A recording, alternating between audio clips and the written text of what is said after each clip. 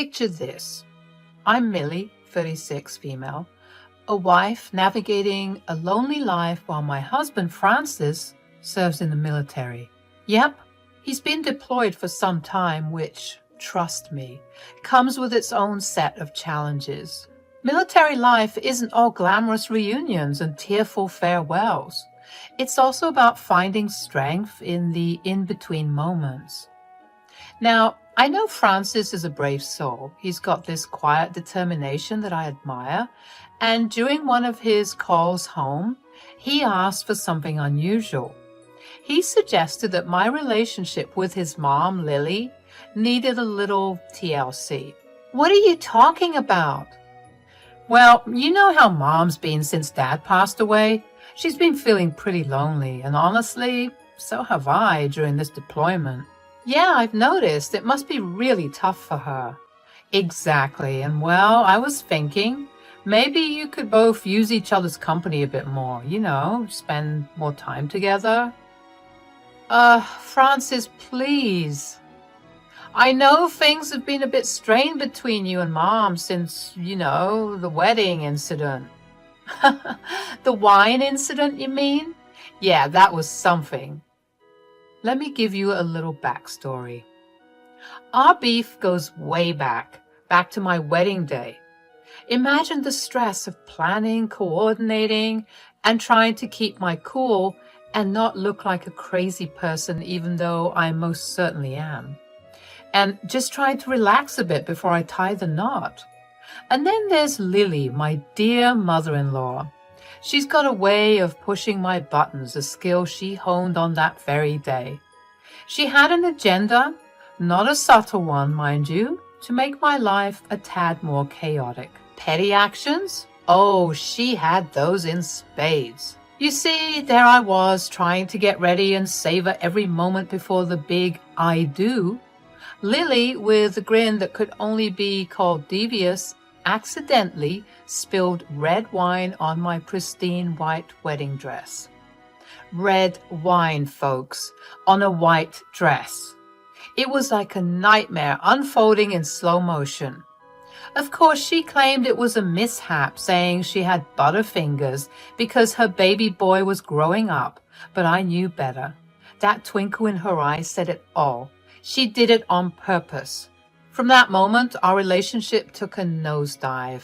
It was like a layer of trust had been peeled away, revealing the tension simmering beneath the surface. Every encounter after that was laced with passive-aggressive comments and thinly veiled sarcasm. A friendly chat turned into a battlefield of snide remarks. It was exhausting, to say the least. So, naturally, I distanced myself from the hag. I wasn't interested in catching a case. But because of the love I had for Francis and the hurt he had in his voice, I relented. I mean, how couldn't I? I just felt so bad for him enduring all of that BS during his service, all of that hardcore training and sleepless nights. I knew that I at least owed it to him to try. Besides, it had been years after that, so I was hoping that Lily did some growing up. Well, if it's important to you, I'm willing to give it a try. Besides, I'm all about supporting each other. That's my girl. I know it won't be easy, especially with the history you guys have, but who knows? Maybe you'll discover you have more in common than you think. I'll keep an open mind, I promise. But just so you know, if she tries to spill wine on anything again, I'll have a word with her. No more sabotage attempts, I swear. All right then, let's do this. For you and us, and even for Lily. Thanks, Millie. It means a lot to me, and I promise I'll make up for it when I'm back. After Francis and I had the heart-to-heart about reconnecting with his mother, I mustered up the courage to contact Lily. I knew it wouldn't be easy considering our history, but I was determined to make an effort for the sake of my husband and the overall atmosphere in our family. Biggest mistake ever. Lily's response was as passive-aggressive as I had anticipated. She reluctantly admitted that Francis had given her a stern talking to about how she treated me. She promised that she would try to tolerate me more, emphasizing the word try, with just the right amount of emphasis to let me know that this wasn't going to be a smooth ride. So we began to spend more time together. It was rocky at first with the tension in the air, so thick that you could practically cut it with a knife. But slowly we found some common ground, bonding over old family stories and shared experiences. Things were decent, at least for a while, but then old Lily started to rear her ugly head again. It was subtle at first, those little jabs and digs that only I seemed to notice. A snide comment here, a passive-aggressive remark there. So, Mean Girls in high school, it was pathetic. It was like she couldn't help herself, and it was driving me absolutely insane. Months went by and the frustration kept building. I was tired of being the nice girl who was trying so hard to make things work. I had enough of the fake smiles and forced conversations. I wanted to address the elephant in the room, no matter how uncomfortable it might be. So one day, I gathered my courage and decided to confront Lily about her behavior. We were at her place, sipping on some tea that I swear tasted more bitter than usual. As I tried to find the right words, my heart was racing a mile a minute. Finally, I just blurted it out. Lily, I can't ignore the fact that things have been tense between us. I thought we were making progress, but these little jabs and digs, they're getting to me. Lily looked at me with that practiced innocence, but I wasn't falling for it this time. Oh dear, I'm not sure what you mean. I took a deep breath, my frustration turning into determination. You know exactly what I mean, and honestly, I'm tired of playing nice. If we're going to make this work, we need to have an honest conversation. And that's when all hell broke loose. Our conversation escalated into a full-blown argument, each word more heated than the last. Our voices were raised, and I swear I could feel the tension in the room choking the air out of me. I'm not going to lie, I was half expecting my nosy neighbor to call the cops, thinking some sort of domestic dispute was happening. As the shouting continued, it hit me just how deep the resentment ran. This wasn't just about spilled wine on my wedding dress anymore. It was about years of misunderstandings, miscommunications, and a whole lot of pent-up anger. And in that moment, I realized that there was no going back to the way things were. Our argument eventually subsided, leaving the room feeling heavy with the weight of our words.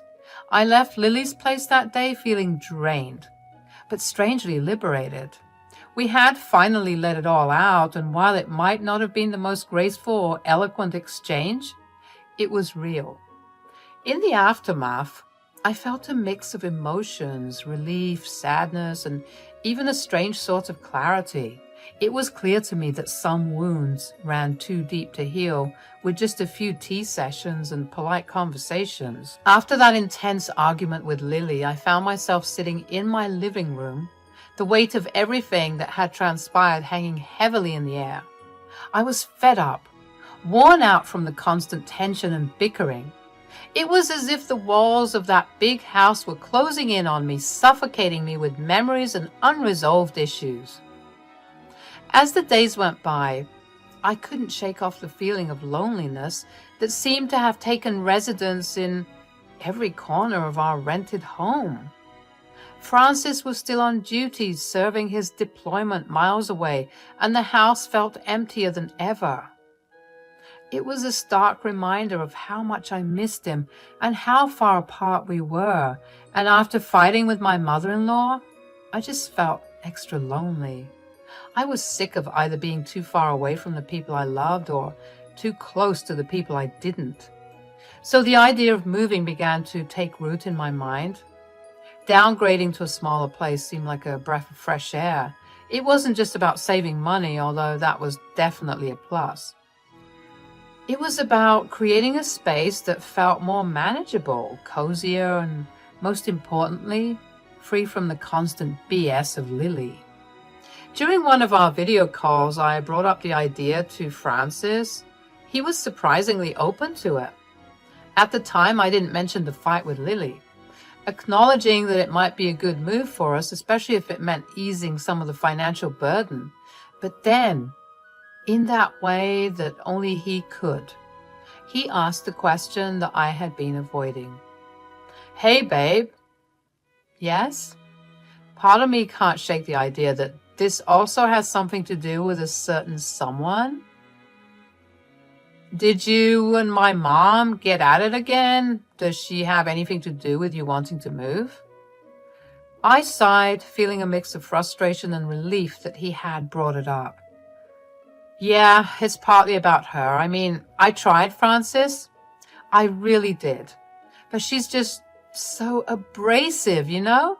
It's like every conversation with her is a battle, and I've had enough. Francis nodded sympathetically on the screen. I get it, Millie. You've done your best to bridge that gap, but if it's causing you this much stress, maybe it's time to prioritize your own well-being. I genuinely don't know why my mom hates you so much. I'll do what I can, but my hands are tied since I'm out here. But I love you and I want to support you the best way I can. And if it means moving out, then so be it. And there it was, his unwavering support and understanding, just as I had come to expect from him. It wasn't about running away from the problem, but finding a solution that allowed us both to breathe a little easier. His words reassured me that it was okay to put myself first and to seek a healthier environment where I could thrive without constantly being on edge. As our conversation continued, I felt a renewed sense of determination. Moving wouldn't solve all of our problems, but it would be a step towards reclaiming my peace of mind. And with Francis by my side, even though he was miles away, I felt empowered to make decisions that would lead to a more positive and fulfilling future. So, as I looked around our living room, I imagined what it would be like to start anew in a cozier space, free from the ghosts of unresolved conflicts. I was ready to take that step, to create a space where Francis and I could find solace in each other's company, without the constant weight of negativity that had plagued our relationship with Lily. So, fast forwarding about 3 months, I was all settled into this cool apartment. Honestly, it had been such a game changer.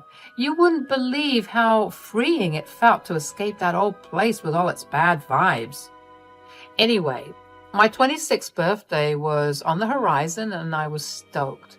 It was going to be my first time celebrating in my new digs, and I was determined to make it awesome. Usually, I'd leave my home out the night before the party so my friends and family could deck out the place, because they always wanted to surprise me. But this year called for a little something different. I obviously couldn't have a grand party in such a tiny apartment. My friends were there and we were getting the party started before our early flight the next day.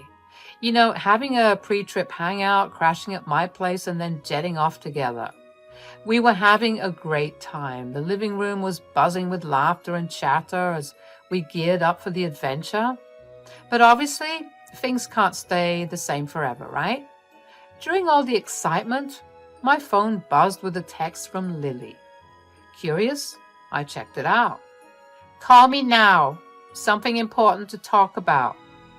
It was quick and to the point, but the urgency in it made me wonder what was up. I slipped away from the crew, heading to my bedroom to dial her up. My heart was racing a bit, like, what was so urgent? Hello? Hello, Lily? What's going on? I've had enough of your crap, Millie. What the hell is wrong with you? Excuse me? You heard me. What is your problem? Why do you have to go and try to make my son hate me? Oh, I see. You're mad because I told your son the truth? What truth? You're ridiculous, you know that? Lily, I don't have time to deal with you, okay? I'm sick of you and your bitterness. I don't care that you're a miserable person. Just leave me alone and let me enjoy my birthday weekend. Speaking of that, I wanted to let you know something. You're not going to be enjoying your birthday this year.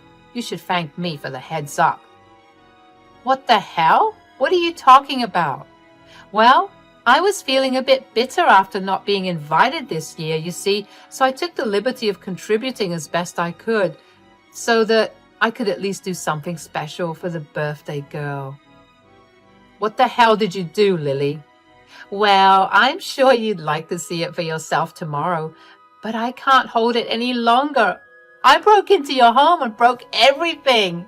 All of the decorations, the furniture, everything is broken. Come to think of it, I did you a favor because your friends did a terrible job at decorating this year. Honestly, it looked like a completely different person was living in that house. I took a long pause, practically hearing Lily smirking on the phone before she said, "Oh, looks like I did my job and gave the birthday girl a great surprise. Happy birthday, Millie. Hope you have a blast." I started laughing, and this seemed to anger Lily. "Why are you laughing? What's so funny? You should be crying right now." "Oh, Lily, you idiot." "Excuse me?" "You think you're so smart, don't you? Well, I will say one thing. You did manage to surprise me, that's for sure. I didn't know you could be so horrible, but you made a big mistake, love." "Oh, yeah? And what's that?" "That's not my house." "What? Have you lost your mind or something?" "Nope. But you will once you realize whose house you just broke into and vandalized." So I spilled the beans to Lily about my move 3 months back. I guess it was kind of unexpected for her to hear that I had decided to pack up and leave. The old house was history, and in its place was this new sheriff who had rolled into town. Yeah, this sheriff, Liam, he had snagged the house. He was new to the area and was planning on moving in with his family. I had met him a couple of times and I could already tell he was one of those genuinely nice guys. Like, he was all about getting his place ship-shape before his family came over. As I explained all this to Lily, I could sense her mood changing. She was starting to freak out, and I knew why. Lily realized that she had just messed with the wrong person big time. See, vandalizing a regular home was one thing, but taking on the new sheriff's house was on a whole different level of crazy. I heard her shiver on the other end of the line, and I knew she was beginning to understand the magnitude of what she had done. The panic in her voice was palpable as she asked, "Oh my God, Millie, what have I done?" I let out a chuckle, but it wasn't a happy one. "Well, Lily, you decided to mess with the sheriff's home. You're on your own with this one." She began to cry and panic, begging me to help her fix the situation. She didn't even say she was sorry for attempting to vandalize my home. What a witch. She wanted me to reach out to the sheriff and tell him it was all some big misunderstanding. But seriously, this was just too rich. Lily was reaping what she had sown, and I wasn't about to bail her out. I had to hold back a laugh as she sobbed over the phone, saying her life was ruined. I wasn't feeling bad for her, not in the slightest. She had played these games for years, and now she was facing the consequences. It was kind of poetic justice, if you ask me. "Millie, please, please help me. Oh God, I'm gonna go to jail." I just shook my head even though she couldn't see it. "Sorry, Lily, you got yourself into this mess, and I suggest you figure your way out. I won't be part of it. I will say you've made my night, though. This is the best birthday present I could ask for." I ended the call and let out a sigh of relief. Finally, I was done with Lily and her drama. It was time to move forward and live my life without her constant negativity dragging me down. As I glanced around my cozy new apartment, I knew I had made the right choice in leaving that old place behind. The next day was the start of my vacation with my friends.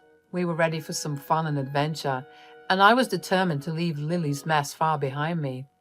As my friends and I jetted off, I ignored all of her calls. I had made up my mind that I was done with her and her toxicity. I managed to finally get a hold of my husband, Francis, while we were on a break. I told him everything that had gone down with Lily. He was understandably upset with his mother for her ridiculous behavior. It was like she had finally pushed it too far, and he was glad that she was finally getting a taste of what she had been dishing out. As my friends and I enjoyed our vacation, I was still getting updates from some friends and acquaintances back home. They were filling me in on what happened with Lily. Turns out, after all her crazy antics, she had landed herself in a jail cell. And the irony of it all, she had nobody to bail her out. It was like the universe was serving her a hefty dose of karma. I couldn't help but feel a sense of satisfaction as I heard about Lily's situation.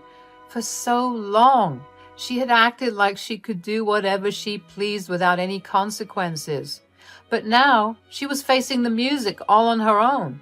She had burned so many bridges and pushed away everyone who might have been willing to help her.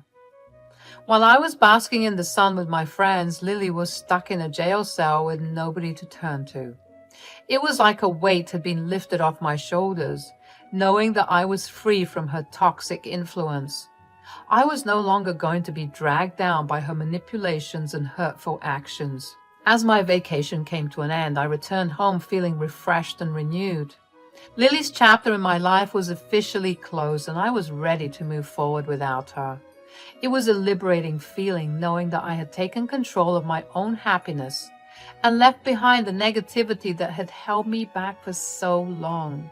Life moved on, and I focused on building positive relationships and surrounding myself with people who truly cared about me. Francis and I were stronger than ever, united in our determination to create a happy and healthy life together. And as for Lily, well, she had finally reaped what she had sown, and it was a lesson she wouldn't soon forget.